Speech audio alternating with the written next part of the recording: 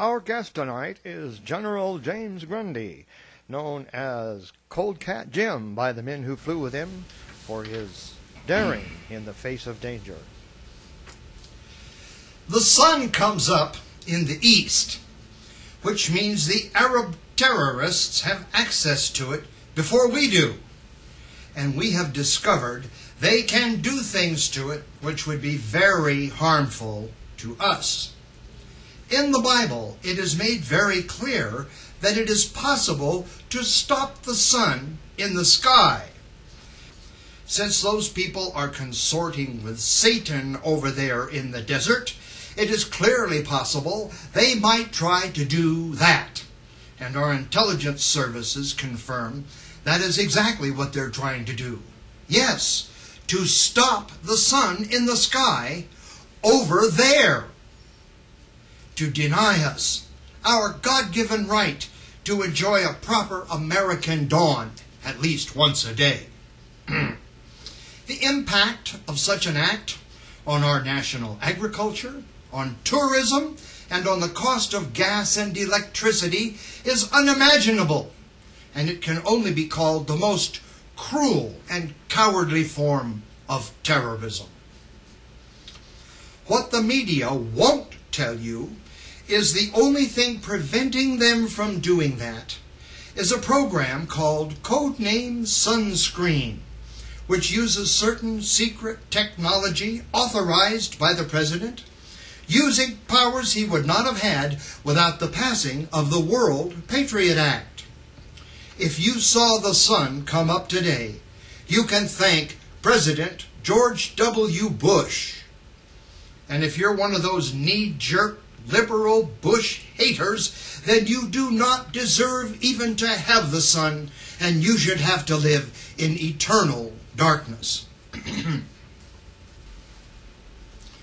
You can also thank George W. Bush for stopping the bombing of the 2006 Super Bowl, thereby saving the lives of thousands of Americans.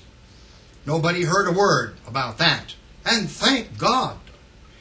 You can thank George W. Bush for preventing Al-Qaeda's Las Vegas sleeper group from using their suicide mini-submarines to torpedo the Hoover Dam, which would have destroyed almost all of Southern California's agriculture.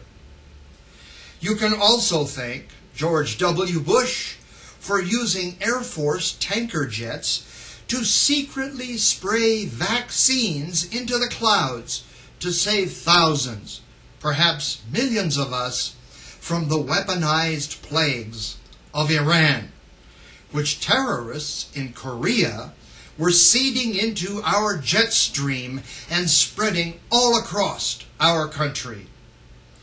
That one didn't make the news either.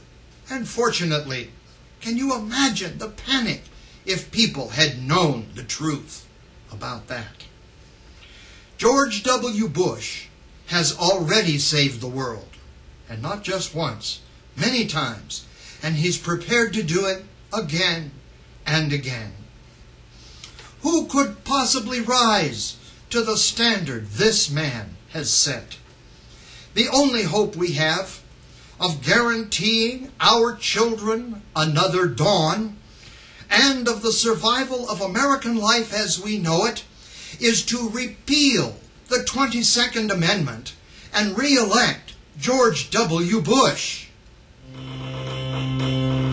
Hail to the Chief, the Most Honorable George W. Bush, President of the United States of America, Commander-in-Chief of the invincible swift sword of justice, champion of world freedom and liberating angel of the downtrodden, brother of the working man and father of free enterprise, defender of the faith.